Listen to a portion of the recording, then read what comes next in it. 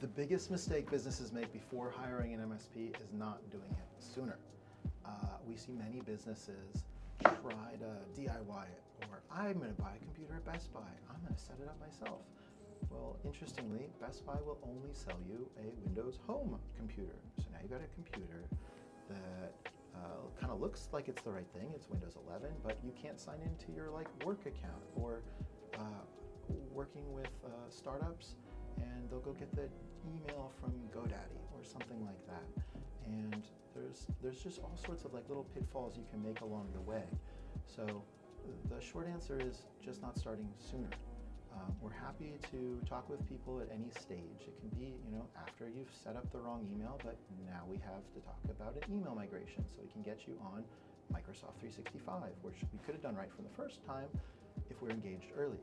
And it's always easier to start when you're a 3, 4, 5 person organization before you're 50 people, because it gets expensive doing a mail migration for 50 people from GoDaddy because we're on the wrong email server to now we want to scale and use SharePoint and OneDrive and all the fun tools that everyone's using, and we want to then gear up for AI.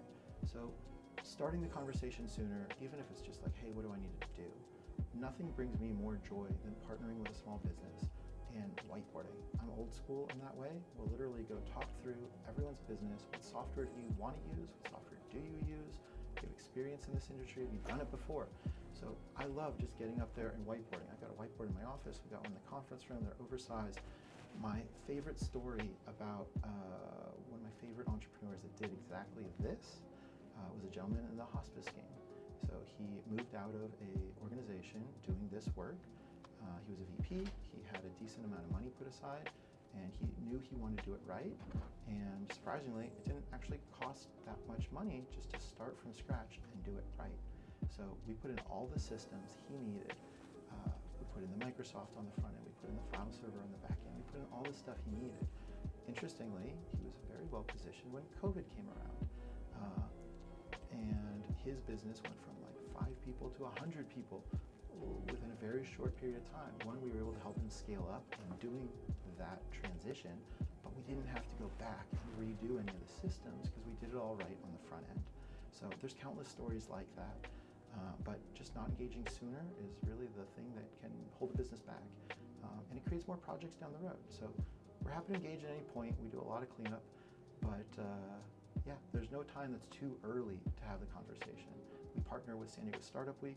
We like working with founders. We like working with entrepreneurs. I'm an EO member. Entrepreneurship lives in my blood. So always happy to have a conversation and help send people on the right way. Even if they're not going to work with us directly, we can say, hey, these are the right systems. And when you want to get some scale and you want to bring it to us, we're happy to pick up then. But I'd rather see people get started on the right